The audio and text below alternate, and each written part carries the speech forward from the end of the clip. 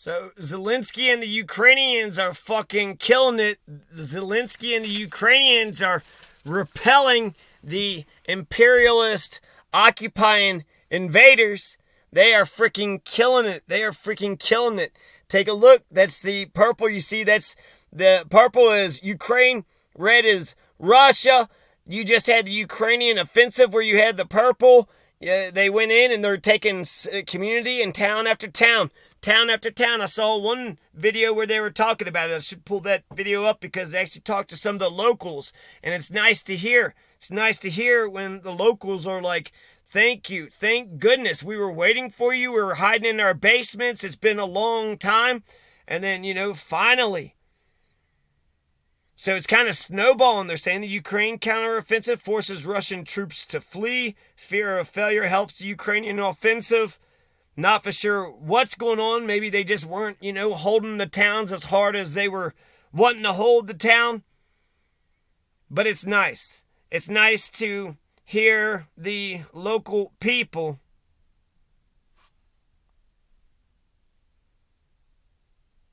say thank you for, the liberation. So you know that you're on the right side. So I'm very excited about the Ukraine offensive. They have taken, I don't know if you saw the map, but they had taken a bunch of Kupiansk and Izium. The map said that they were right next to Izium, but they've taken Izium. They've taken Kupiansk, Izium, Artemivka has been taken.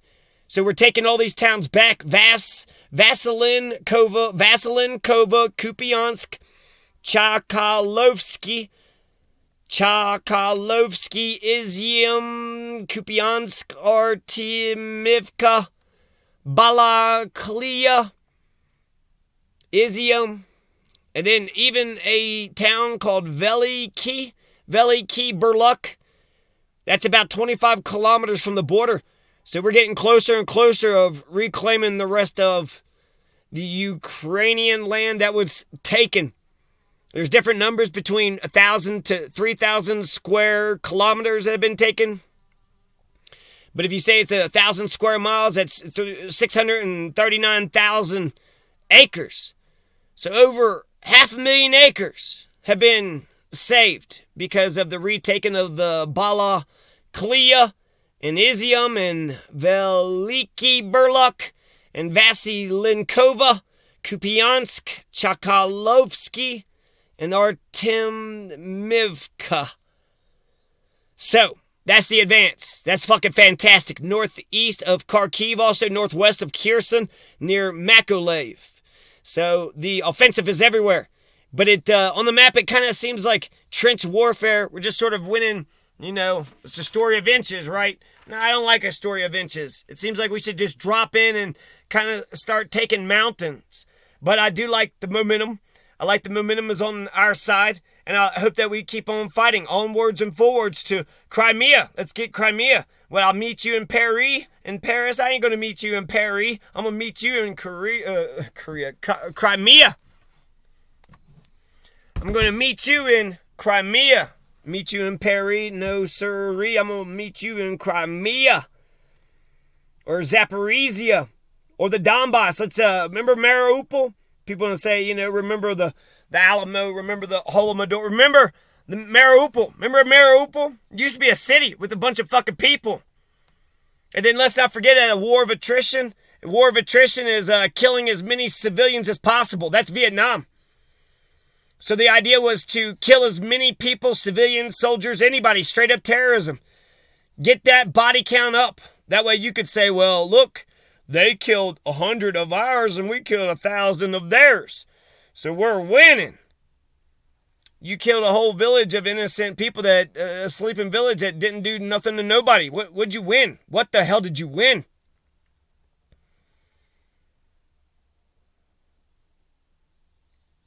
You have Khrushchev's birthplace is in Russia. So let's not just take back, a little bit of city here and there. Artemivka, Balaklia. Let's get Dibrova. And let's get Kalinovka. That's where Khrushchev was born. And Dibrova, I was looking on a map, and the farthest city that I could find in Ukraine was Dibrova. And then, I was actually looking for the mountains. You need to drop down on mountains. We need to take mountains. I mean, taking a town is nice. It helps to save the people. And then put a gun in their hands. Rescue the people and put a gun in their hands so that way if they come back, you'll be ready to fight. Now, you are now an honorary Ukrainian soldier. The only decent communist is Khrushchev. And he gave Crimea to Ukraine, Putin. That's not yours. Hey, Putin, Crimea's not yours. The Donbass isn't yours. Zaporizhzhia, none of that's yours. Mariupol, Artemivka, Balaklia. That Balaklia is not yours, Putin. Velykyi, Burluk. And then I'd hate to speak in such awful, callous terms. And even though it's an offensive, it's still a war. Russian missiles are still raining down. They're raining down at some polka place, P.O. something.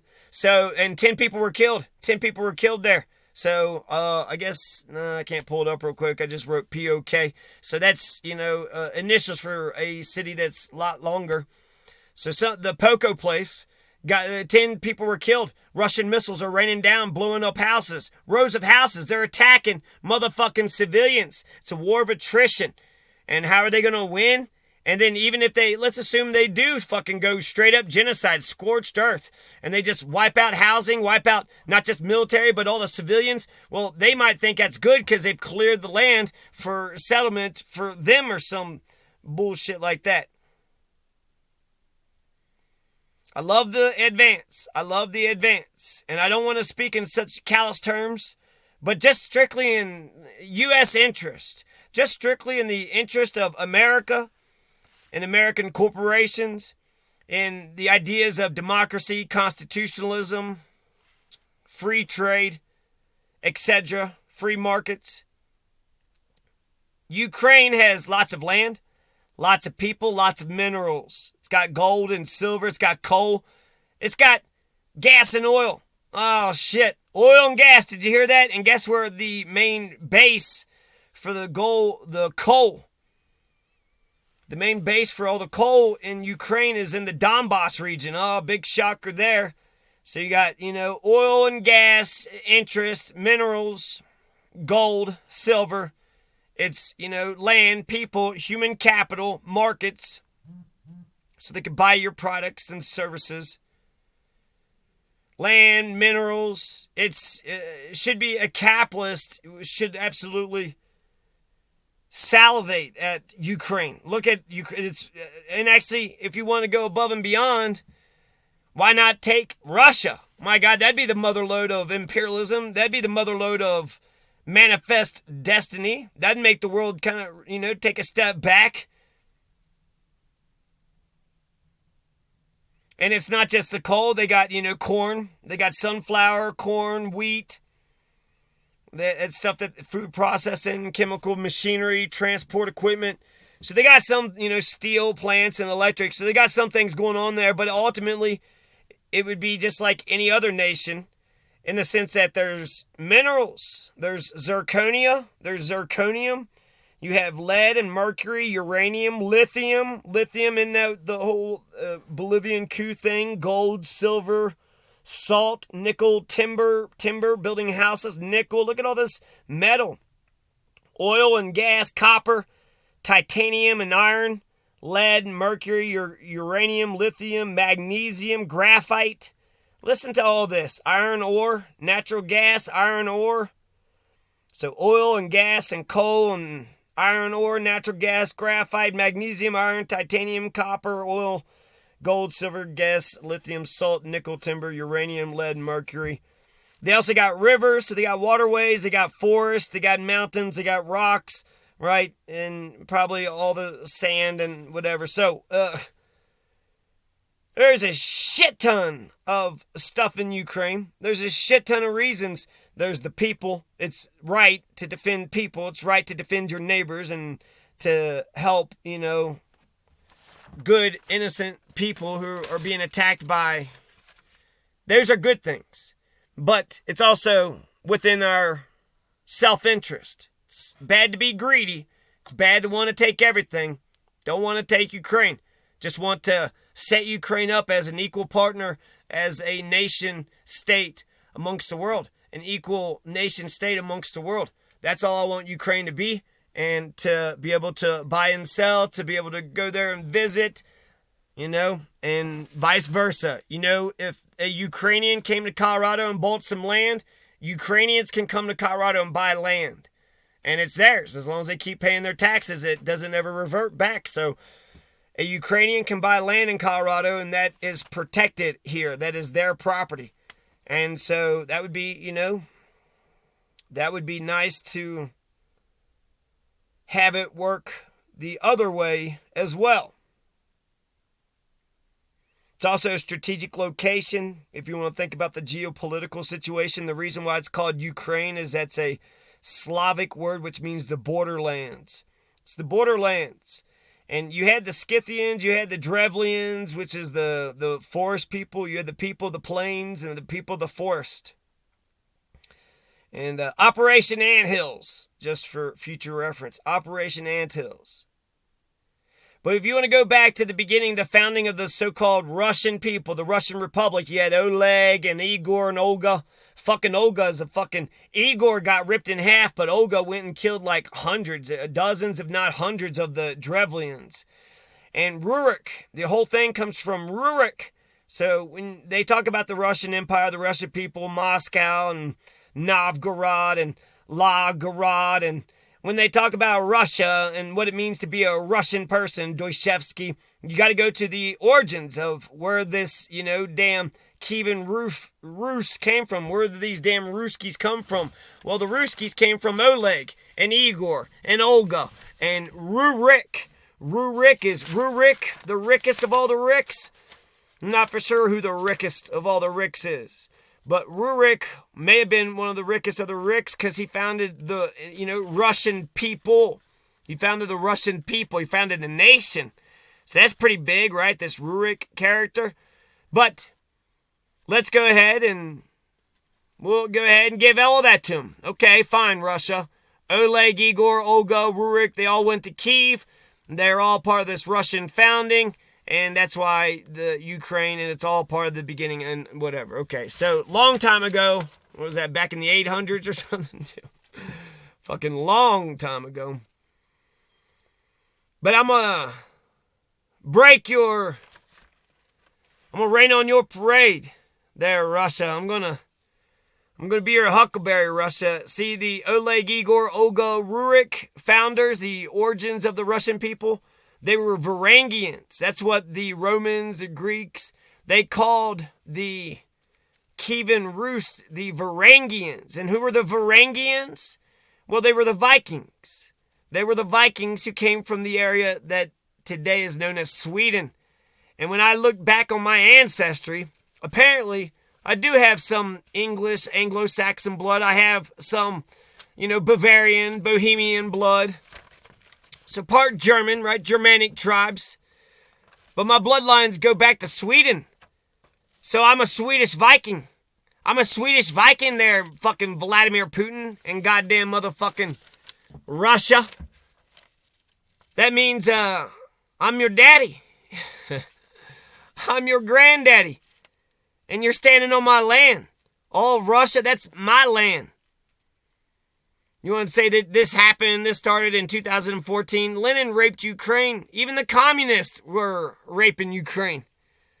Even Lenin, the whole idea of being a communist is that we're all in this together and we all deserve the right to food, water, clothing, shelter, right? All you gotta do is just pass that into a Bill of Rights and then fuck. Now we got our socialist guarantees. Oregon is talking about a right to health care right now. Do we have a right to health care or not? Oregon is about to say yes, because of course we have a right to health care. We have a right to life, liberty, and the pursuit of happiness. Health is life. So, yeah, to the Russians, retreating back to the Donbass. They admitted to all this, the Russians did. They said that strategically they're just going to, get out of Izium and Balaklia and Velykyi, Burluk. They're retreating, and they're going back to the Donbass. They're going to go ahead and regroup their forces back to the Donbass. It's not going to be possible for them to militarily occupy Ukraine forever and ever. It's just a bad business model. People are resentful of it. And then look how happy people are that the Liberation Day, Now, Chkalovske will have Liberation Day. Kupiansk, Izium, they will celebrate Liberation Day. Hopefully. And hopefully this, is spelling an end to the war. Hopefully, damn Russians will say, well, can we just have these 3 towns? And then Zelensky says, fine, motherfucker, take those 3 towns and get the hell out of here. And only because those 3 towns had a lot of fucking Russians and some Russian history or some shit. I kind of want Kalinovka, Khrushchev's birthplace, is, right across the border. So I kind of want to take, Crimea and Mariupol. I mean, I'm excited about this momentum, but ultimately you want peace. You want peace. Even 3 towns. You wouldn't want to give up any towns that you legitimately believe was Ukrainian all the way. Crimea, Putin stole Crimea. Nobody gave a damn back then, but now that the war is going back, people are talking about he used Crimea as a base to invade Ukraine. So it'd be like Putin taking Manhattan, and then nobody says anything about it because, well, that's Manhattan's problem, right? But then he used Manhattan to invade America. So that's what he used Crimea for, as a launching pad in order to invade Ukraine. So, I'll meet you in Crimea, huh? I'll meet you in Crimea. So yeah, I mean, if you want to sit there and say that the Russians deserve Ukraine because a long fucking time ago, Rurik, the founding Russian, the father of the Russian people, had taken Ukraine, well, Rurik was a Swedish Viking, which means he's my people. And Kiev and Ukraine isn't only mine, but all of Russia is mine. Maybe we should go and spank Moscow. I mean, there's big swaths of areas in Russia that have areas of Ukrainian people. The Ukrainians were used to build a bunch of shit in Siberia, and they were sent to Siberia. There's Ukrainians in Russia. We need to go rescue.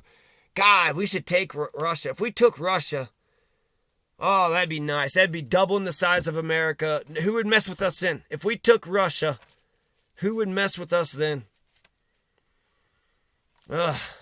And then maybe actually get them some democracy. Get them 3 branches of government. Get them a constitution. Get them a Bill of Rights.